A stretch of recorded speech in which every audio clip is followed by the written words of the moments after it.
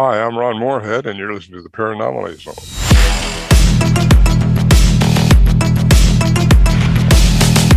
Look, I know the supernatural is something that isn't supposed to happen, but it does happen.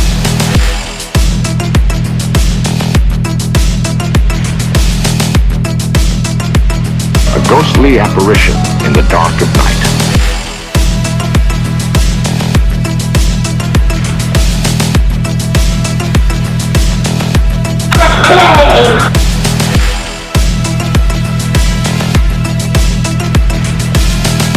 Human sacrifice, dogs and cats living together, mass hysteria.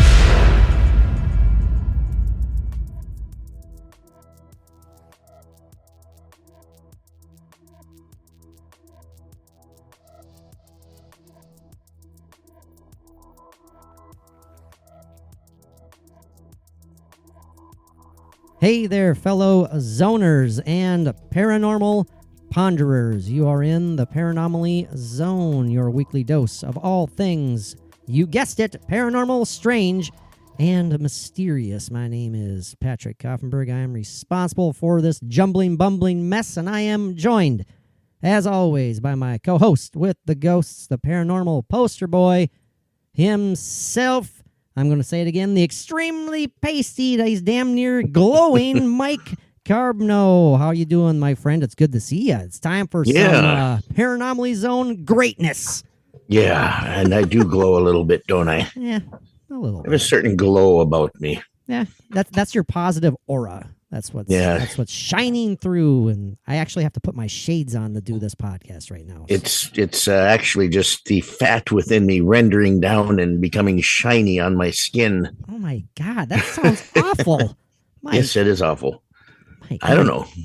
That's not fun. The proper attitude to start the new year. That's right. Now. It's a good year so far.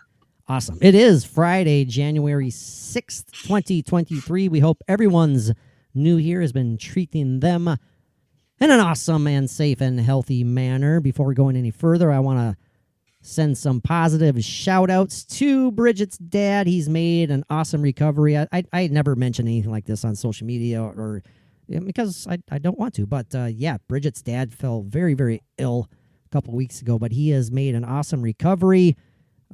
Send some positive vibes our way that positive trajectory continues, and we'll go from there. But big thumbs up to Dave, Bridget's pa. It was good to see him earlier tonight, and it's good to see you, Mike. As always. Now, is it good for our listeners to hear us tonight? Yeah, that is the question. That's the question of the evening. This is take 3 tonight. Take 3. Yeah. We've had some connection issues. All sorts of stuff is just kind of getting in the way of podcast greatness. But we're pushing them aside and we're forging forward like the podcasting warriors that we are. Yeah. And I'm not even going to talk about the dogs. Well, you just jinxed it. That's why I'm not going to talk about it. You jinxed it again. But I can see that you're joined by your freaky ass monkey again. Yes. Lurking over your... My funky monkey. Oh, man. You should sleep with that thing, maybe. No. Just kind of... Why? Hey, you quickly said no. Why is that? Are you afraid of your own monkey? Monkey? Yes, my monkey scares me. I don't like my monkey. Yeah.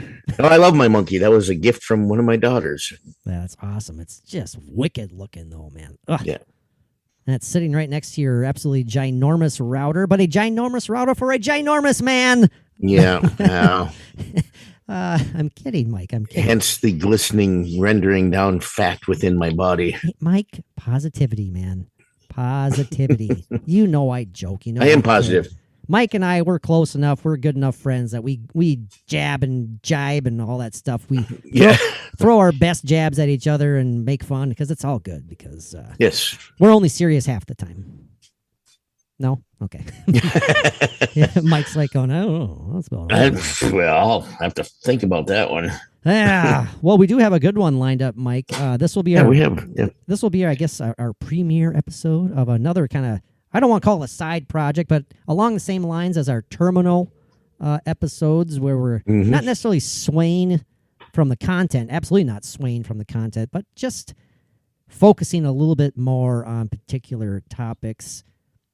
along the same line, kind of making a good sub-series. Maybe we'll call it a sub-series. But yeah, tonight is the premiere of our Bigfoot Encounters sub-series. And what better way to start than focusing on the Ron Morehead story? Yeah, of course, I am talking about Ron Morehead and I'm going to say it, famous Sierra Sounds. Famous, definitely, if you're interested in cryptozoology. Definitely, if you're interested in Sasquatch and Bigfoot and the research and study behind these mysterious beings. But I think it's safe to say, Mike, that you agree with me that these are some of the most astounding and important encounters with this creature, being, whatever you want to call it, ever. I think that's safe to say. This cryptid being, it is absolutely important. I mean, just think of the things that we didn't know before Ron came out with these recordings. I mean, they're amazing. There's sounds that we know of the Bigfoot now that we wouldn't know if we didn't have what he had recorded. Oh yeah, they were an absolute first of its kind. I would say they're probably still the most potent. I mean, that's the word that pops in my mind. The most, like, you, even if you're a pseudo skeptic and you listen to these things, you're scratching your head. It's mysterious. It's fascinating, and I'm going to use that word again, astounding. Because if you think about these recordings, if you accept them as being legit, as Mike and I do, it's unbelievable, and it, dare I say, earth-shattering. I mean, it's definitely earth-shattering when it comes to the study of anthropology, the history of man and evolution. Of course, a lot of people do not even believe that Bigfoot / Sasquatch is in any way, shape, or form related to us, whiny, wimpy little humans. Some people go as far and say that they're alien creatures. Some people say they're interdimensional beings. We'll dive into a lot of that stuff before the episode is over. I know Ron has kind of gone back and forth between what he thinks is going on there. I think when they first captured these recordings back in 1971, they were pretty certain that it was just an earthbound creature. Wouldn't you say that's true, Mike? And his thought process and his interpretation of what these creatures may be has really expanded. As Ron has told us, I mean, we've been lucky enough to have him on the show 3 times. Once during the Nonsense Cast radio days, once during the Ultimate Real podcast days, and once during the current Paranormally Zone days, which was already over a year ago, Mike, when he talked to us. My God. I know, that's crazy. Hey, I think Bigfoot's in Mike's house right now. That sounded like Bigfoot. Yeah, Ron's thought, his interpretation, his theories about this are really, really intriguing. And I'm not necessarily going to go as far and say that we agree 100% with what Ron thinks is going on there, because he totally thinks and believes that these are, dare I say, interdimensional beings, spiritual in nature for sure, based more so on the ethereal than the physical. Right, exactly. So, well, I guess there's not much more we can say as an intro, for lack of a better term. But Mike, what were your reactions when you first heard these sounds, these recordings? Oh well, I was excited hearing, because I was hearing from you about them and how awesome it was and everything, and so I was getting this kind of preconceived thing in my mind about what they're going to be like. But once you're hearing them for the first time, it's like nothing that you would imagine what they would have been. I mean, the different vocalizations and the different sounds and the almost mimicking, words almost, the whooping and the beating on a tree. These are, it's amazing things that we're lucky to have all of them concentrated so much on these CDs that he put together. Yeah, I guess I forgot that that was the first time you heard those as well, as when I when I brought those to work, maybe when I let you borrow them, because I stumbled across these things and I found out they were available for purchase. Now we're talking like shit, what, 15, 16, 17 years ago. Easily, yeah. When those old fashioned antique CDs were still the rage, boys and girls. Man, I was excited to hear that. And I got to be honest, when I first listened to some of these things, I got kind of creeped out. I don't think there's anything malevolent in nature coming from those particular creatures in those recordings. I don't, but some of the sounds, man, if you're a sensitive wee lad like me, it kind of sent chills down my spine, and it puts you in that classic. Well, you tend to put yourself in the mindset of what would I do if I was out there? Yeah. Mike, what would you do? Okay. I'll set the I'd table. Be terrified and excited at the same time. Okay, I'll set the table. Mike and I are out wandering the Sierra Mountains out in California there, okay? And we're camping after well, let's see. It took us 9 hours to drive to the Sally house, so how long would it take us to drive to the Sierras? Ah, man. And yes, Mike, I'd let you drive the whole way, because otherwise it'd take us about a month to get there if I was driving, probably. Now we're up there camping. We're just having a good time. We're not planning on encountering any mysterious beings, let alone large, hairy ones with guttural voices and the abilities to mimic human voices, apparently. And at this point, we have no idea about what these things are, or that we even were there looking for them. Right. Which is kind of Ron and his hunting crew. Was exactly. They were not out there searching for this by any means. They're out there hunting. That was their, it's a secret locale that they went to every year. It was like a whole hunting camp they had set up there. Oh, yeah, absolutely. And before you knew it, they started getting signs. They started hearing things. They started seeing footprints. Any number of things, we highly encourage Probably you guys. smelling some things here and there. Yeah, I would say so. I think they have I'm sure they have outhouses up there, Mike. I mean, they have human needs, so don't go there. Yeah, well, they do, because they had an outhouse that had a actual toilet seat on it, and that there's some pretty interesting interaction with that in the Bigfoot. That's one of my favorite parts in those CDs, man, is when you hear that. You can tell it's down in the camp, or down by the, I guess, the potty area, You can hear it from a distance, and it decides to start slapping that toilet seat up and down. Yep. All while like whooping and hollering and it's like, Mabel, look at what I found. whoop whoop whack whack whack whoop whoop whack whack. Hey Mabel, go start beating on that tree over there. We got something big here. Oh man, yeah, they're incredible. Again, longtime listeners, they know that we've talked about this before. Actually, one of our Patreon episodes focuses on the recordings themselves, and we do share some of the audio. You can find them all over the place. Go find them on YouTube. But we encourage you to check them out on our Patreon page. You can sign up for as little as $1, and we have 58 exclusive episodes, all sorts of awesome audio and video footage from our own personal paranormal investigations.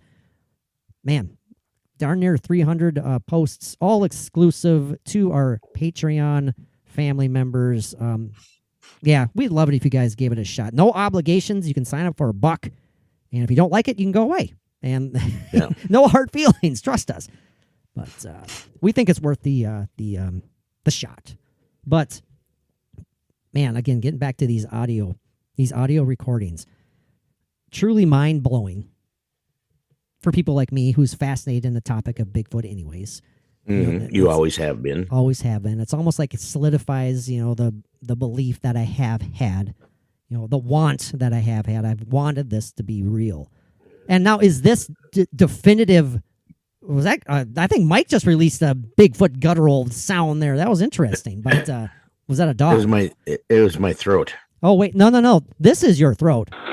Yeah. Not your stomach. Mike insists that this is his stomach. Is not your stomach. Well, I was just thinking of the proximity of the digital recorder to my, guttural region. During those years, did you have like another being living inside your stomach or something? I mean, did you have like an alien ready to pop out? I mean, this is not from a stomach. That is not from a stomach. No, Sorry. That's like a very large turd that's been working its way out for about a week. Translated, that means I don't think I'm anywhere near the end yet. So I don't see the light at the end of the tunnel. So what you're saying is that the moment you hear this, immediately following that, you hear like a little bloop in the toilet. Yeah, little, big, more like bloop, whatever. a tidal wave, maybe. I don't How know. did we get on this subject? I don't know, because we're clowns sometimes, but we're clowns. But you know what? I think our listeners appreciate that nature or that side of us, right, Mike? I don't. Yeah, right. Well, so anyway, yeah. Sorry. Now, how should we get back to our focus here? Yeah. You got your book there. I got my book. This is the amount of research we did for this episode. I grabbed my book. That's what we did. I don't know about you, Mike. I guess I'm speaking for you. I shouldn't. What else did you do in preparation for this episode? I don't have a book. So that's all I got. I prepped more than Mike. So is that an autographed copy? It is. Yeah, right here. Yeah. Sorry, this is a book called Voices in the Wilderness, a true story, 2nd edition, written by, you guessed it, Ron Morehead. And on the inside, it says, Patrick and Bridget, great to get to know you both. Thank you. Ron Morehead, July 31st, 2014. Right there. Yeah. So. Awesome. Anyway. I thought this would be a good reference point. Oh, absolutely it is. And I have none of those books. I mean, I've got the great, wonderful paranormal book that my brother gave me. Yeah, that's right. Now Mike's looking frantically for it right now. He's like, where the hell is it? No, it's here. It's always here. Okay, Mike, now swinging back again, I want to get a definitive answer. In all sincerity, if you and I were out there, or anywhere for that matter, and this sort of stuff happened, and we started hearing these sounds, and we felt like we were quite literally surrounded by a family of these things, or at least, you don't know if it's a family, but a number of them. What would your immediate reaction be? Would you be like, I want to get out of here? Or this is amazing? What do you think? I know it's hard, hard to answer questions like that. I know. If it's us now that we're there and we have the knowledge, we'd have an idea of what we can do and what we can hang around for and feel fairly safe. But, like back in 1971, there wasn't a whole lot of information on Bigfoot or, that people would know what that was. I mean, it was just, barely a couple of years previous that, the Gimlin film came out and everything. Oh, yeah, the Patterson-Gimlin film. Absolutely. So 100%, man. Yeah, so we don't even know if Ron was familiar with that. Exactly. May have never even heard of it yet. Mm-hmm. But just, initial, what the hell, you're kind of freaking out. You're feeling a little nervous because you're hearing something. You don't know what it is. And then when you start getting deeper into that interaction, I mean, they did the right thing. I mean, it's like, and what did they record on though? Did they bring recorders along on this hunting trip for some reason? Well, yeah, because they had been hearing these noises for some time. Okay, during prior hunting expeditions. Yeah, and they came prepared. They came prepared, yeah, because they came to the conclusion that this was the same group of beings, creatures, Bigfoot, that were overlooking them at their camp year in and year out, and they decided to bring those recorders. I think the prior year, they had a couple of very short, poor quality recordings. They still got some crazy sounding stuff. And then, the next year or two, they started bringing more and more equipment, and they got these fantastic, fantastic recordings. And I don't care what the pseudo-skeptics say. Go try and mimic those noises. Right. As a human being, you can't. Well, and haven't they been tested by, analyzed? Yeah, I mean, I'm not going to know the scientific definition of it off the top of my head, but I know some of the air quote proof behind these was that these vocalizations had like multiple octaves going on during the same, it was something that human vocal cords, it would be impossible for them to produce. It was something that was just unheard of before and inexplicable. So it's, again, to me, these recordings are proof positive. I understand the skeptics, but man, I would love to share these to a pseudo-skeptic and say, just talk these away. Come on. Yeah. Tell us why you think these are faked. They would find a way, though. Well, yeah, duh, of course. And sometimes I think whether it made sense or not, they would still try to put it off on something, just because there's no way that they're going to let themselves, give into the possibility even, but that's talking pseudo-skeptic. So we're talking Bigfoot here. Yeah, it gets me angry when we talk about pseudo-skeptics. Yeah. You don't want to see me angry. I mean, they're human beings too, and they deserve love, but they need to return it as well. Yeah, I don't know what they need to do. Well, I do, but I won't say it here. Because I am a gentle person, a gentleman. Oh, Mike, a gentle wee man I am, a gentle wee lad. And I'm a gentle, large person. Extremely large. Anyway. Inspector Kemp from Young Frankenstein, do you think Mike is extremely large? You got to answer me now. Do you think Mike's extremely large, Inspector Kemp? Of course. Okay. Of course. Sorry. I didn't set that one up that well. Well, I mean, I set it up well, but then the audio didn't work. So timing is everything. So it wasn't nearly as funny. So it sucked, actually. It did suck. Yeah. Just like me at everything I do. So thanks. Anyway. Here I am trying my best to entertain our 5 listeners, and Mike's agreeing with me, giving me weight to my own downtrodden outlook on myself. Your insecurities and whatnot. Positivities. We're 6 days into the new year, about 20 minutes into an episode where I was screaming all things positivity. About 20 minutes ago, nope, that's all gone. All gone. Yeah. Just because of Inspector Kemp. Of course. Yeah. No, see, now you played right away, bastard. Anyway. Okay, Mike, I know we've talked about this I'm sure we have on several of our Bigfoot focused episodes, but I want to bring it up again. From your heart, from where you truly believe, without thinking too much of it, is Bigfoot a physical earthbound being to you or something more? Oh, Jesus. It's Jesus. Oh my God. I never knew. Lord. I can just keep going back and forth on that, but that's the thing, isn't it? Because you can go back and forth with that. That's what makes, and again, I love putting Mike on the spot. I love putting him on the spot and making him try to answer these deep questions because he gets flustered. Now he's sneezing and coughing. He's falling over on the floor. Now the dogs are humping his legs. I had to sneeze. Okay. No, the dogs are sleeping now, I think. Yeah. Oh, okay, good. Anyway, I was trying to work out a sneeze there that it just wouldn't come, and then I had to mute my mic. Do you ever think that sneezes that don't come out are like they're like the spirit world tickling the tip of your nose? Something is just right there. And where do they go if they don't come out? They're just stuck somewhere. Stuck somewhere in the endless void of unused sneezes in the bowels of your soul. In your upper left-hand side of your sinus passages.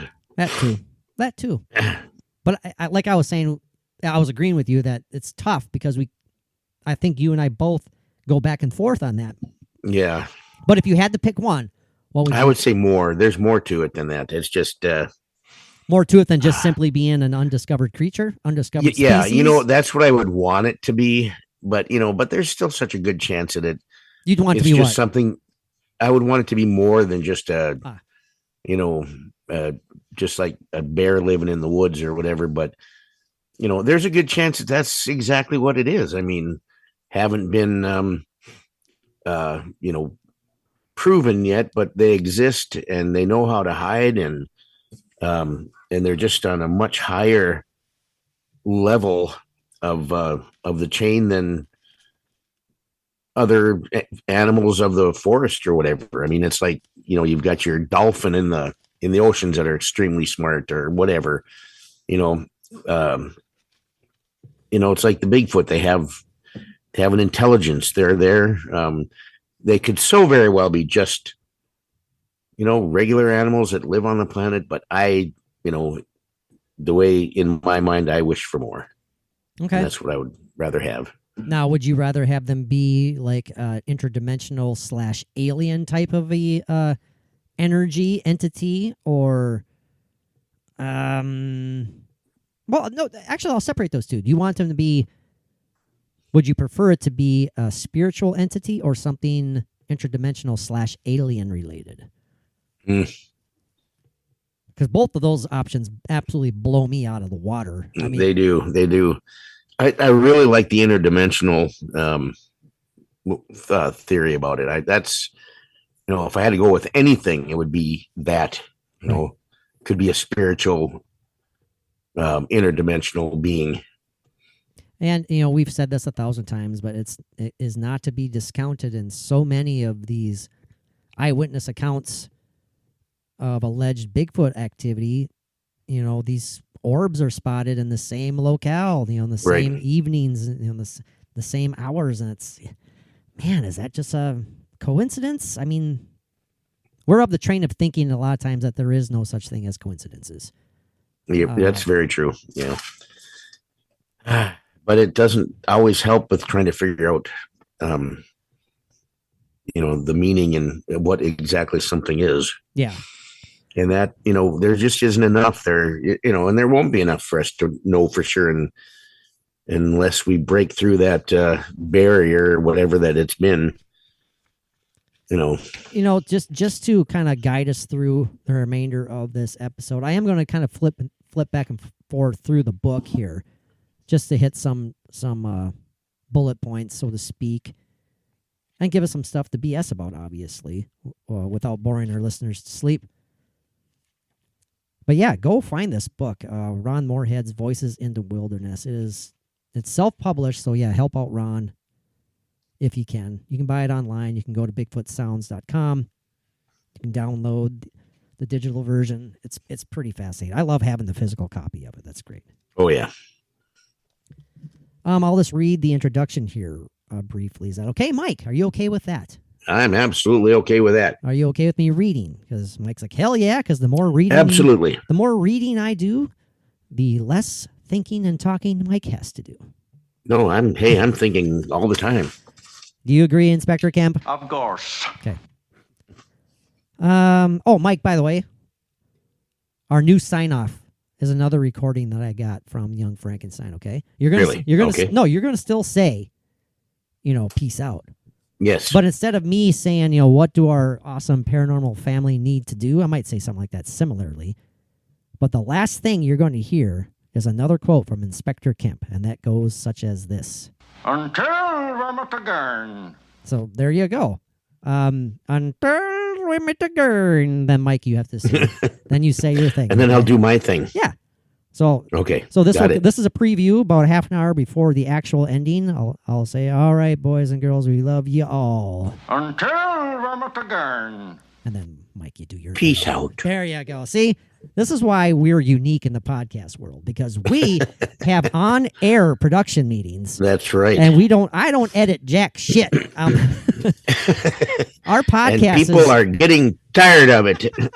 Hey, our podcast is as close to a live podcast as you can get without actually being live, because it is quite literally published about 40 minutes after we're done here. Right. No editing.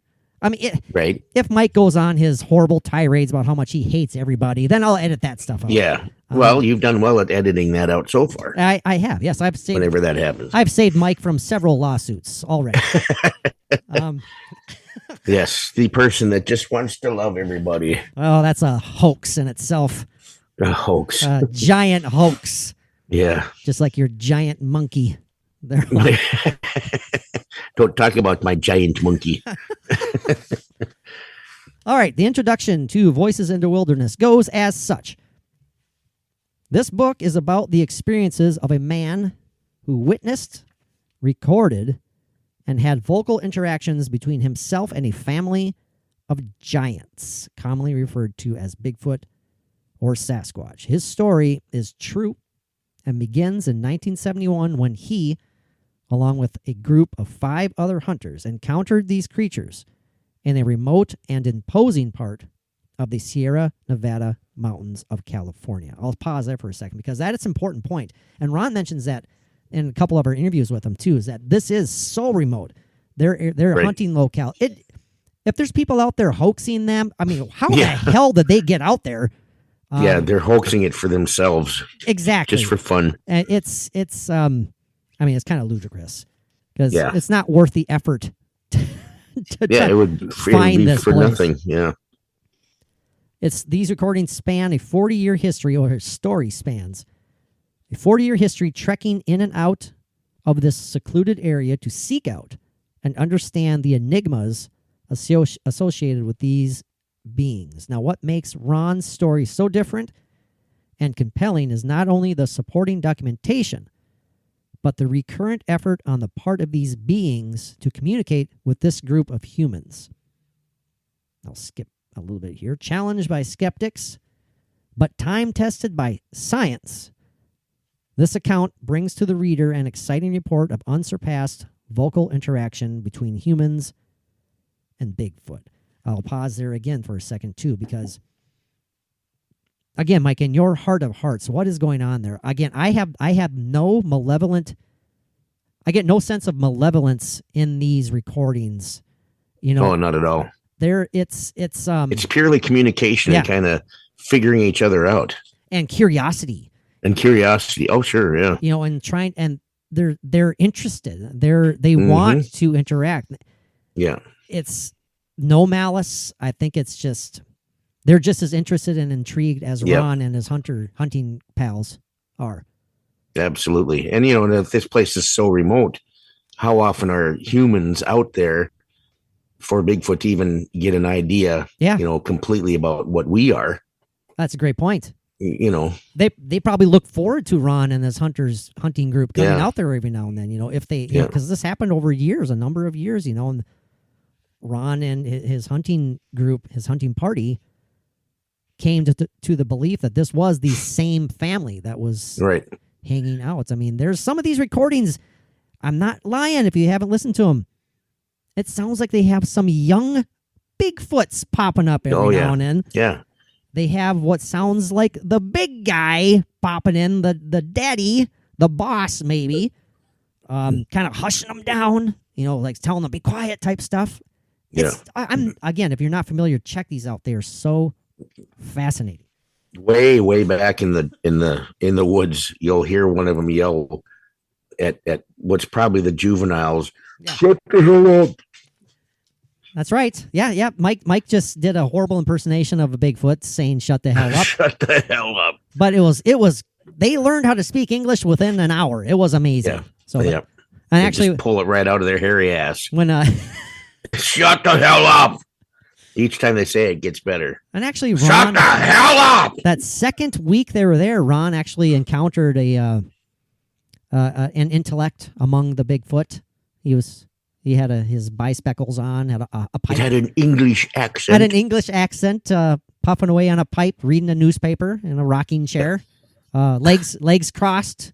Very, he is very. They're not vulgar beings. They know that they have private parts. They're not going to just let Yes. anyone see them. The voice sounded similarly and oddly enough like Tony Randall. Tony Randall. Yeah. Most of our listeners probably don't know who the hell Tony Randall is, or was, I should say, but that's fine. Yeah. Maybe they do. I apologize, listeners. I'm cutting short their ability to appreciate That's right. old time entertainers. So I apologize. Yeah. for that. It's like, we just have idiots that listen to us and don't know. Mike things said like that. That's going on the soundboard right there. No, I am saying I'm saying that like All right. At the 33:12 mark, Mike said we just have idiots who are listeners. So okay, got it. I'm kidding, everybody. There's only one idiot here, and Mike's looking at him. So that's not true. I love our listeners. Anyway, go ahead. thank you for not disagreeing with what I just said about myself, by the way. So, Mike, I have to explain that joke because I said Yes. there's only one idiot here, And I heard that. Mike's looking at him. Then he says, "No, Yeah. no. I don't think any of our listeners are idiots." And I don't think Patrick's too much of an idiot either. So. Okay, thanks. On a scale of 1 to 10, when it comes to idiots, I come in at a strong 7. I appreciate I it. don't know. All right. So what'd you find in this book here? You got some good reference here. See, okay, I'm getting along there. Just calm down. Calm your, as Bridget and her girlfriends say to each other, calm your tits. I don't know what the hell that means. They always say that. It's like, girl, calm your tits. That's not me. Well, that's Bridget and her girlfriends. Sounds a little vulgar to me. More than a little vulgar. Come on now. Well, Bridget's just a big walking vulgarity. I could say something more about what she is too, but when you're talking about calm your. And everyone knows that Bridget is right up. Well, not everyone. Our longtime listeners know. Maybe new listeners don't know that Bridget is right outside in the living room right now. Right, exactly. Outside of my my podcast safety room in here where I go to hide. And she can hear me, but she knows that I'm kidding, kind of. And Mary, she's like 10 feet behind me, sitting on the couch. Right, I know. Yeah, every once in a while you'll hear a giggle or a laugh. It depends on if I succeed in being funny or not. Or a feminine fart coming from from a feminine fart, yeah. just a little popper. Yeah, they're cute. They're cute toots. Yeah. Little cute toots. That's what we call them. Oh, good. Mary's got cute toots. Everyone has stopped listening by this point, so that's fine. Yeah. Okay, continuing. Science has established that these unusual sounds were spontaneous and made at the time of the recordings. And in a more recent study, a complex language was actually discovered. The author, Ron Morehead, thinks they are self-aware and, like humans, can reason using cognizant thought. From a shrewd forest monster to a half-human remnant of a demigod, the reader should be prepared for an exclusive look at what this author thinks. His story also provides the reader with a unique and refreshing insight into the nature of these giants. But what exactly are these legendary beings that stealthily roam the forest? That is the question. That is the question of the day. Oh, sorry. Go ahead. Go ahead, Mike. The evolution of his theories and thoughts and beliefs have really changed over the years. I don't know if it's changed. It's grown a lot. There's been a lot added to it about what he feels that they really are. I mean, this is after decades of research and thinking about this and figuring things out. That's that's something that should be pointed out. This isn't something that just happened to Ron Morehead and his hunting party, and then they just left it. No, this has been Ron's life work since then. Oh yeah, easily, yeah. Very intelligent man. He dives into the potential physics behind this stuff, and it's right. It's kind of mind blowing when you sit and talk to him. He's very well educated, knows what he's talking about. Absolutely, and he's got that voice. He's got that great voice, that deep voice. Yeah, a voice that I am envious of. That's for sure. Yeah, and then it's interesting that we've had the chance to talk to Ron Morehead and get his experience and get his thoughts and beliefs, and then to talk to Jeff Meldrum. Oh, I know. And get his take on all this. And then, we talked just very briefly on Ron Morehead's theories and things like that. And obviously totally the opposite of what Dr. Meldrum believes, which is understandable. But, what a great thing for us to be able to do is talk to both of these guys. Absolutely. And get both those sides. It's just been an amazing thing. Oh, we are so lucky. I mean, because we respect both of them so much. Yeah, and absolutely. To get both sides of the story, like you said, or not even both sides of the story, but just right. Their own perspective, their own take on it, their own theories. And yeah, pretty amazing. Very amazing. And we are very, very, very lucky. Fortunate. Yeah, if you guys haven't checked it out yet, we do have our video chat with Jeff Meldrum available on YouTube now, so go check that out. You can look at Jeff's glorious beard. It was quite impressive. He is to the beard what Mikio Kaku is to the hair. I knew you were going to say that. Yep. We could just create some perfect guest, some amalgam. I can't say that word. I'm not going to try and say that word again because I keep butchering it. We can get like some Frankenstein monster type creation of the perfect podcast guest. Yeah. It'd be the hair and the beard. We got those first. And Ron's voice. How's that? Ron's voice. Oh, absolutely. Mikio's hair, Jeff's beard. Well, on Jeff's beard and hair, it's all like one flowing blanket of fabulousness. It's like a shroud of glory. Yeah. It just looks. It's kind of weird. It's just kind of odd how we reference some of our guests by their hair and their beard. and by their beard and how they look. Hey, well. It's a visual world, Mike. It's a visual world, so nothing wrong with that. I'm just kind of perusing through my book here, trying to find anything that pops out. I mean, the whole book is fascinating. A lot of this stuff, just do some great Google search. You're going to find a lot of great information, even. Oh, absolutely, yeah. It's all, like I said, it's all over the place. You can find the recordings on YouTube. Not all of them. Tidbits and snippets and all that. You can definitely find it. Well, one chapter here is listed as First Contact. That was involving his couple of his hunting party, Warren and Lewis Johnson. So boys and girls, are we doing good so far? No. Yeah.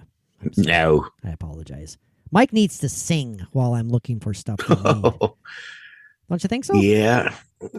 No, I don't. Oh. I can whistle a tune through my nose. Okay. All right. No, do it. Not going to do that either.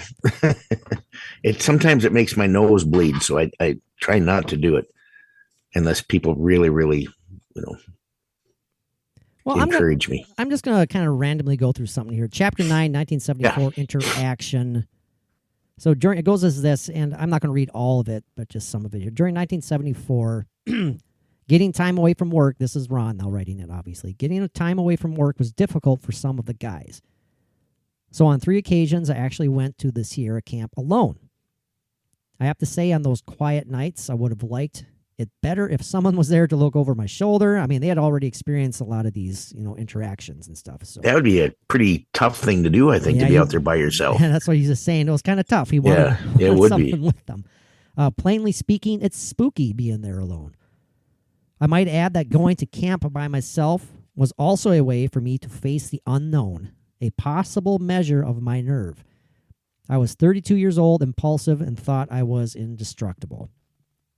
In retrospect, going alone was probably a boneheaded, stupid thing to do. Besides not knowing for sure exactly the type of creature we have been dealing with in this remote area of the wilderness, if I broke a leg, became caught in really bad weather, or anything terrible happened, I may never have been found, or could simply turn into bear food. I mean, these are real possibilities here. Squatch snacks. Squatch snacks. Hey, that sounds like a legit business idea right there, Mike. Yeah. Let's create our own Squatch snacks. Yeah, make like little hairy cookies that smell bad. Ooh, num-nums. Notwithstanding accidents at that time, I thought it was okay because none of us had been attacked, carried away in our sleeping bag, or harmed in any way. Although there were no vocalizations during the previous year, I still hope that Biggie was around and would interact. Now, Biggie was the common nickname that they gave to this group of beings. Again, they came to the belief that it was a family, but he referred to them collectively as Biggie. Due to the lack of corroboration by someone else, confirmation of possible Biggie activity would have been arguable. Well, yeah, that goes without saying. And he kind of goes on about saying that when he's alone, your imagination runs wild. He did have his .357 Magnum handgun available. I mean, not with the intent to harm, but, Yeah, I would have felt safer. Potentially self-defense, protecting yourself. Yeah, and, again, It's nothing about carrying weapons to, invoke harm upon these creatures. No, it's all about just feeling better about yourself, feeling safe, and I don't blame them at all. My God. Well, you can imagine the bear and everything else that's out there that you don't want to. Yeah. And like we said, especially when you're out there by yourself. I mean, my God. Yeah. Now, Ron goes on the right here, says, my summer's non-productive alone trips faded into September's hunting season with Bill. They began to wonder if their Bigfoot experiences were in fact over.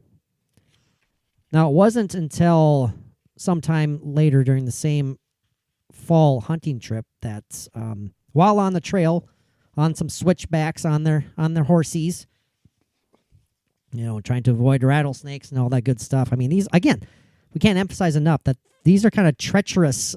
This is a treacherous locale. It's like people, let's go hoax these people and risk our own lives doing it. If we're not going to get eaten by a bear, we can get bitten by rattlesnakes, for God's sakes. Like you said, he said he was, you could die out there and just never be found. Yeah, right. Yeah, they find some poor schlub in a Bigfoot outfit out there, Yeah. just he fell off a cliff, like I wanted to play a trick. And I found here at one point along the trail, I'll pick up where Ron is writing here. It was a relief to not have to grab JR's mane, obviously his horse, for support in those steep spots of the trail, or be overly concerned about Rabbit showing his individuality. Rabbit was another horse. I was in the lead position when I noticed a fresh five-toed footprint perpendicular to the trail. That was a showstopper. My adrenaline rushed, my eyes must have gotten bigger, and I immediately got off my horse and called for Bill. Our jaws dropped as we silently gazed at this 22-inch print. That is huge. That's large. I took a picture and I stuck my boot next to it and snapped another. I placed my watch next to it and took another. We didn't have the time, nor did we have any casting material or water nearby to make a cast and wait for it to dry. Our horses and mules would have obliterated the print, but I smeared it out anyway. In a day or two, other hunters could be using this part of the trail, and I wanted to make sure the print didn't draw any unnecessary attention. We now had little doubt that our giant friends were with us again, and it was exciting. I hadn't noticed any human tracks on the trail and very few animal signs. Now, moving further along, we get to some sections here where it says, if you buy this book, you get the CD. You get the audio clips. Right. And it's kind of like a follow along, because we get up to a part here where it says play soundtrack 7, where you describe what's going on. Play soundtrack 8. Play soundtrack 9. These are, it's really, really, it's cool enough to listen to them on their own, but when you have the follow along book here and when he's telling you what's going on, you can really place yourself. I could imagine.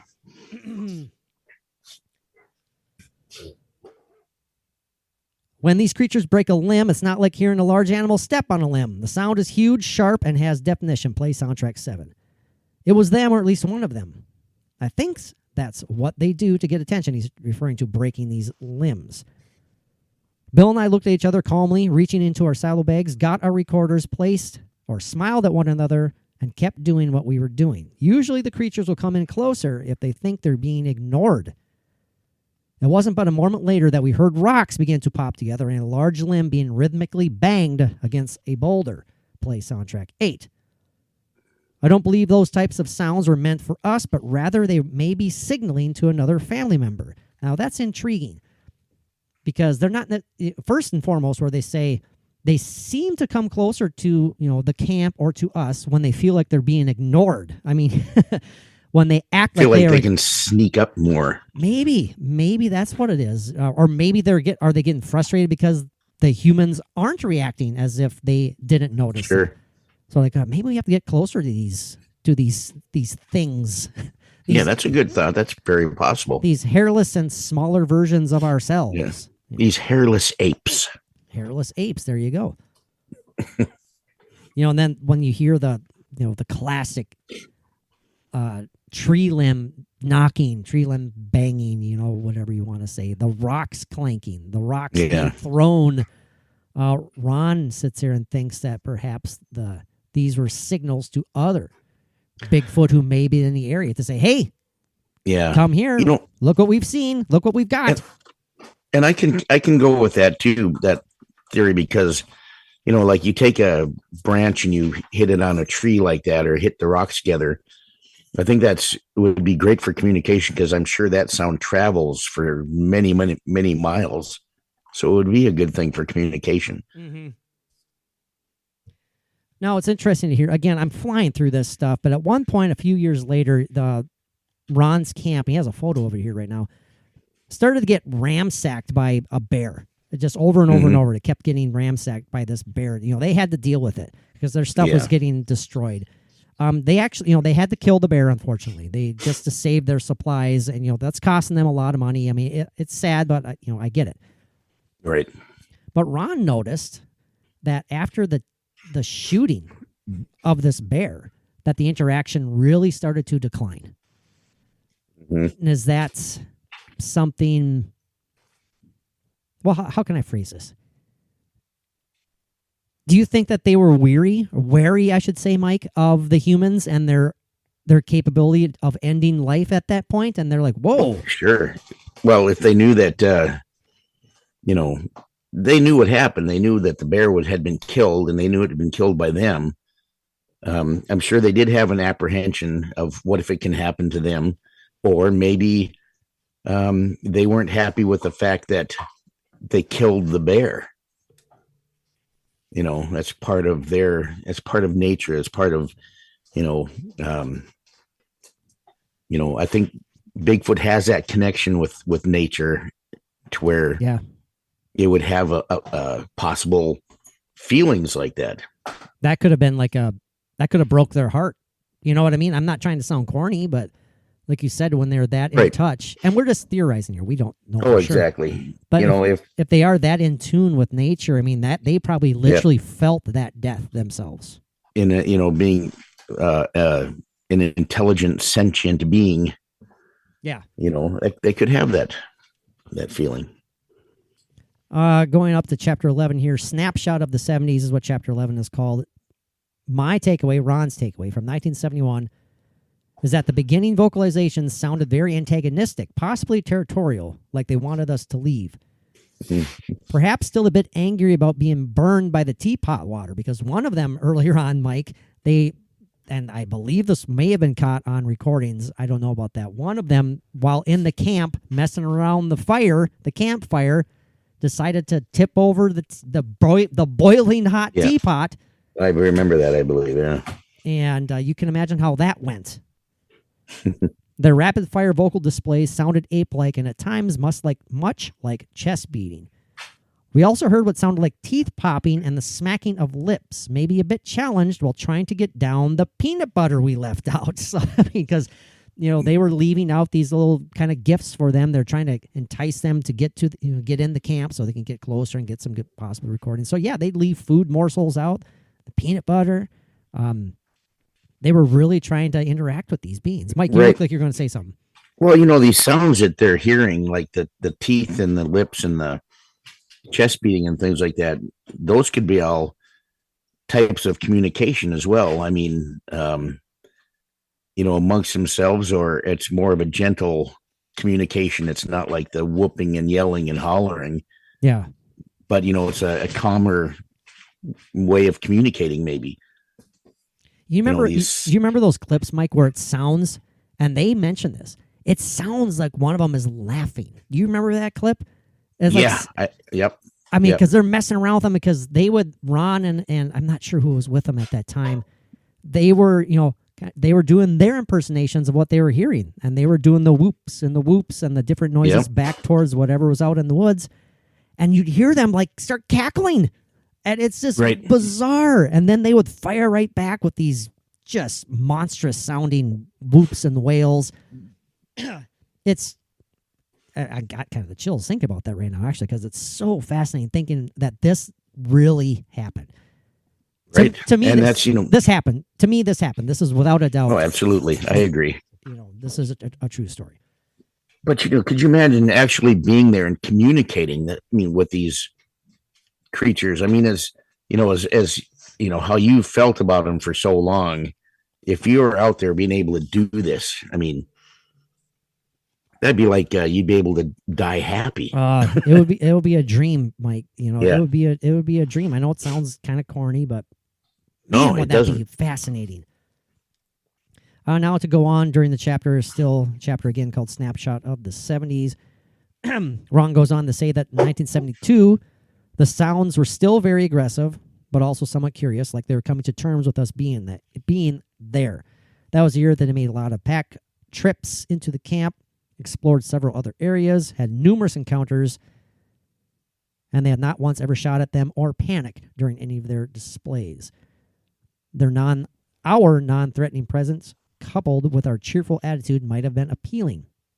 Ron thinks that they felt more secure with us and became bolder as summer passed and hunting season began.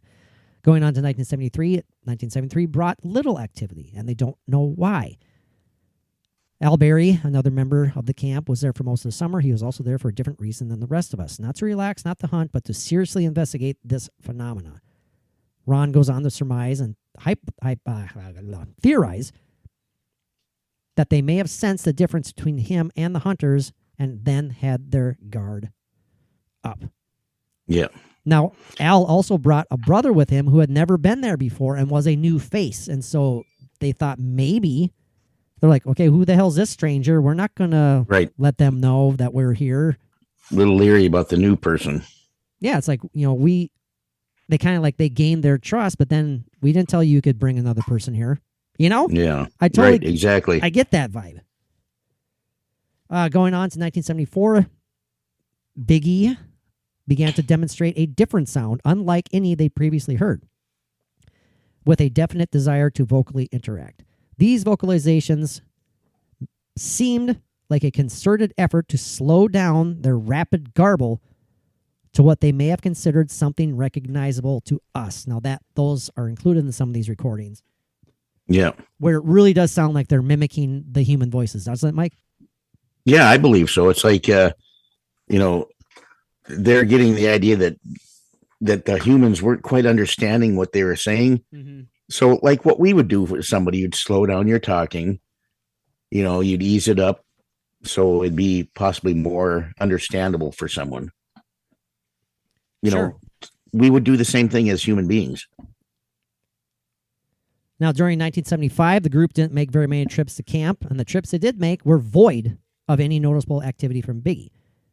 So the activity continues to slow down. In 1976 was when we had shot the bear, and in an afterthought, I've wondered if Biggie became a bit wary of our actions. They know that the bear just wanted to eat and went for food, but, and that we were intruders.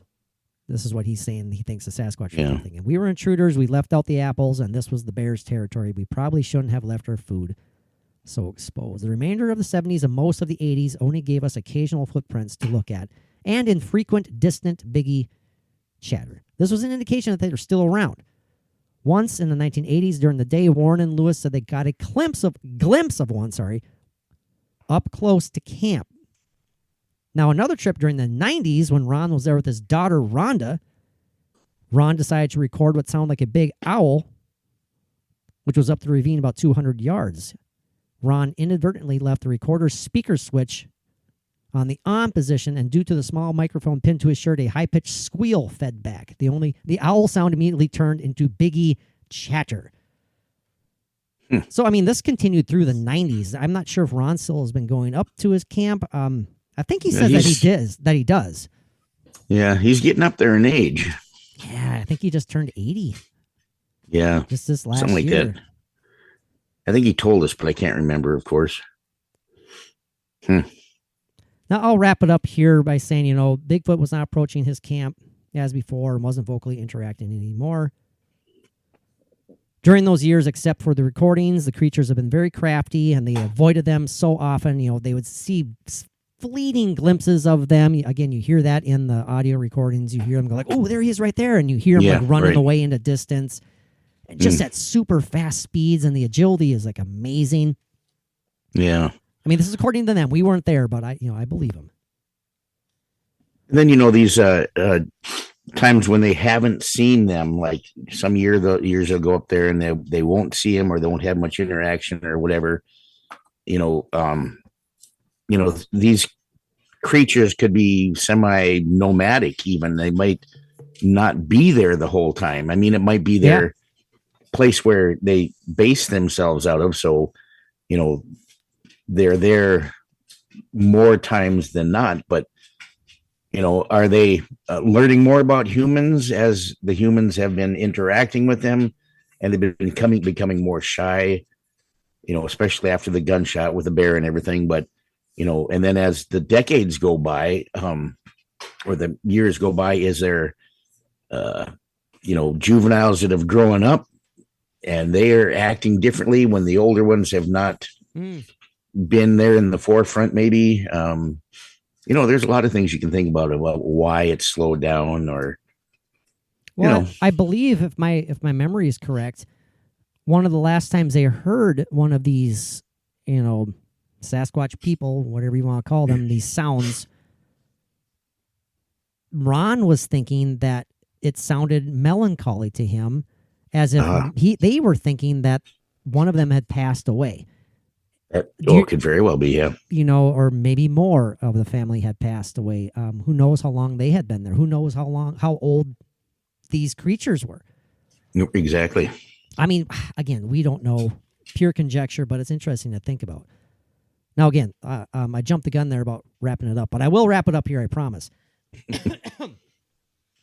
Ron goes on to say, we seem to continually underestimate Biggie's level of reasoning, thinking of them as very elusive but unique creatures, and we were just unlucky and not skillful enough with our tricks.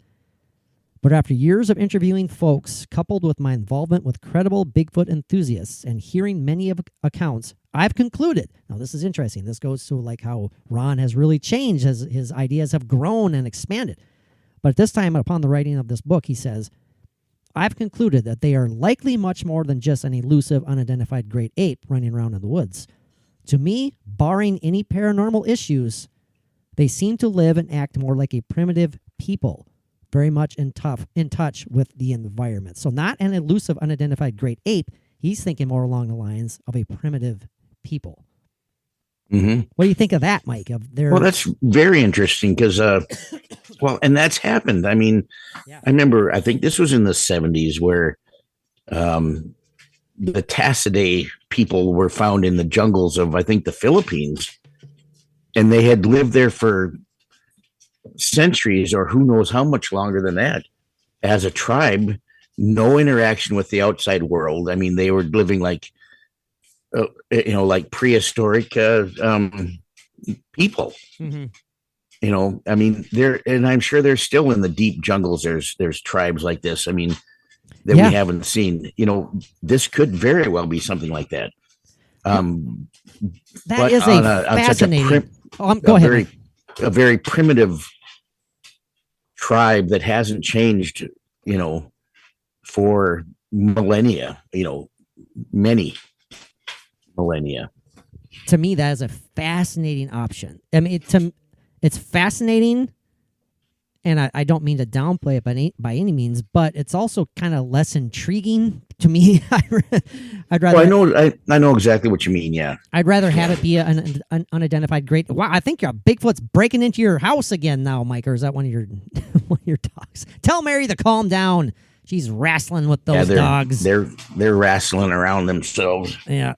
Time to wrap up the show before more wrestling comes along. But the Great Pyrenees, she takes her mouth and she can almost take the shepherd's whole head in her mouth. Oh, I believe it. It's so huge. But anyway, go ahead.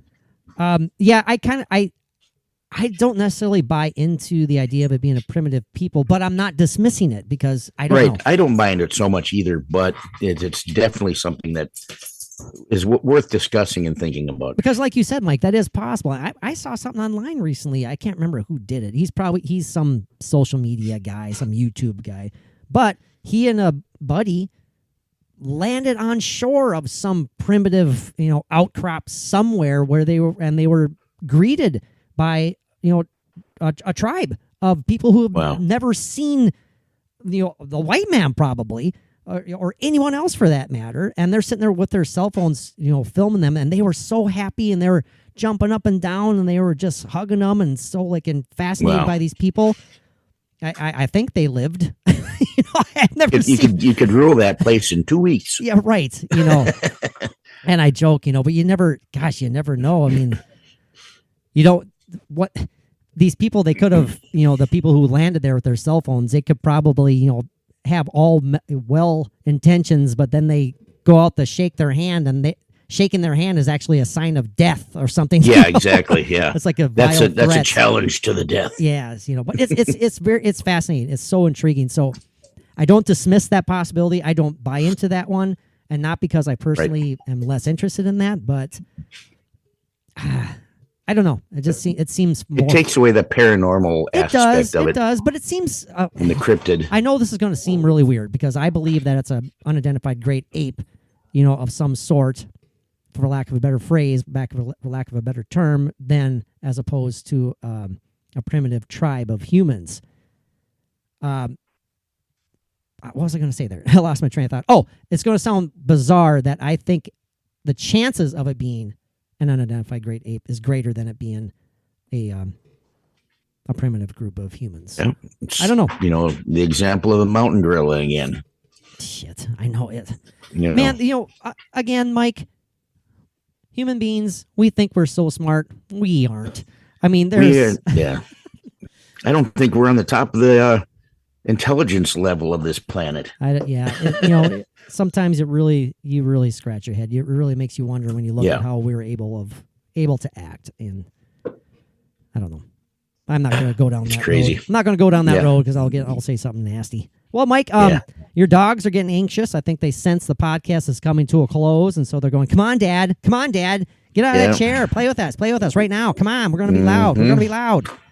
So, thanks.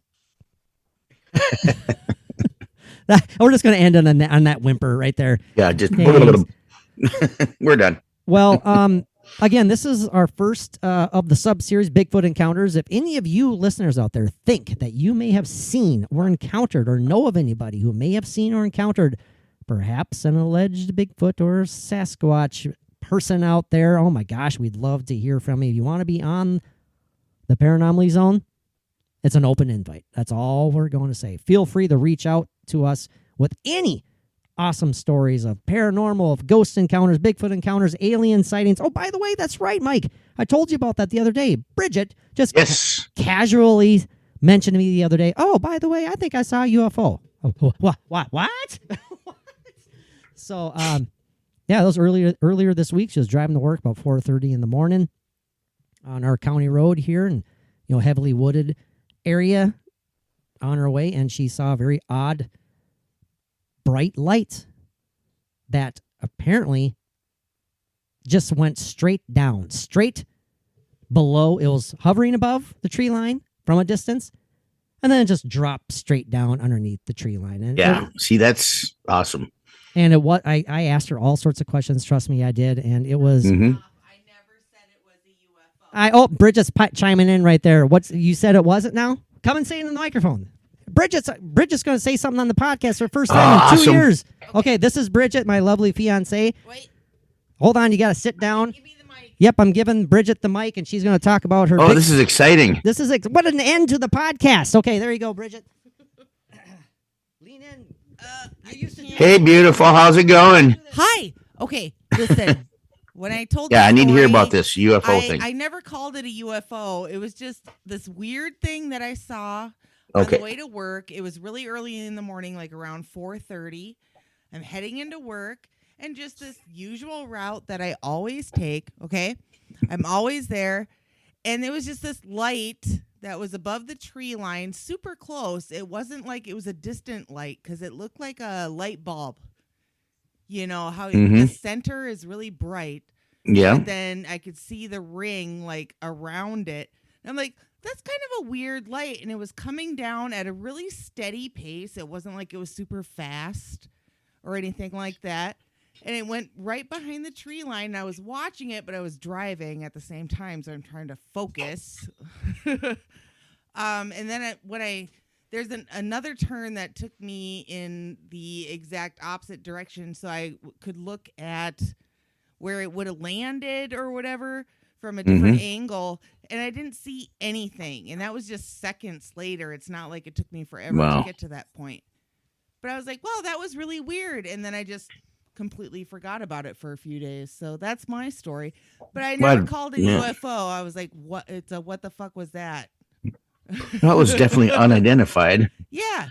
But it's weird. Great. I love the idea that it was going down. Yeah, you know, it was definitely coming down, and it wasn't far away. But I was like, that is a really weird light. That was definitely not a star. Cool. Nothing like that. Just really cool. It was a perfect night, clear conditions. It wasn't obscured by anything. But I just forgot about it. But maybe the aliens intended me to forget about it. Oh, yeah. They can zap that right out of your head. No, I think that's totally what happened. So here. Well, that's awesome. But no, that's my story. Super quick. But well, thanks for coming on and sharing it. It was great hearing your voice on here. I saw a UFO. I'm like, I never said it was a UFO, so I had to come correct that point. Yeah, because it was something. I'm still a bitch. It technically is a UFO because it's unidentified and it was flying and it was an object, so therefore it was a UFO. It was. Oh, there she's going. All right, bye. All right, hold on. I get my headphones back on my giant head. Your head. Well, that was great. It's been how long since her voice has been on the podcast? Man, at least 2-3 years. Far too long. Yeah. Far too long. So that was good to have. Now everything's falling apart. We're ending. Okay, I think I'm back. But a great story, though. I mean, like I was telling her, it's just so cool that it actually was hovering and then came down. Right. Yeah. Behind the tree line. That's saying something there. That's pretty cool. You know, I think she mentioned that too, but just in case she didn't, I asked her if it was, and you're certain it wasn't just a jet or a plane that was flying straight away from you and kind of gave the illusion that it was, sinking. Right. And she said, no, absolutely not, because it maintained. She knew what she was seeing. Yes, absolutely. So, which is cool too, because now there's that sighting, and then when I lived there, I had that sighting that I saw of the 3 orange orbs in a triangle. And then I remember Colleen, our wonderful supervisor that we had. Yes. All right. That we miss. Yeah. Yes. But anyway, I remember her telling a story when I lived there that, and this was at work one morning, and she said that her dad had reported, or not reported, but had told her that he had seen a ship-like thing go down, and it was hovering above water over one of the lakes out there. And there's, I remember that now that you mentioned that. That's right. Yeah. But he said it was she said that he described it as a actual saucer-like craft. Wow. And it came, and didn't she say too that it was like, I don't remember the saucer-like part. I remember the part of it being above the lake. But yeah, I'm sure you're right. I'm sure you're right in remembering that. I'm just not playing it. I swear that she said something too about that. It was like it was sucking up water, or something was coming out of the ship, something like that. That sounds familiar now, Mike. I think sucking up water, and that's a story that's been told by other people seeing, UFOs or saucer type crafts by water. They'll be sucking up water. I don't know if it's, for whatever reason, but that's been reported before. That's crazy, man. That's a great memory. What a great pull that you just pulled. Yeah, I just remember her so distinctly telling that story, and she said that her dad isn't the type of guy that would, joke around or make something up like that.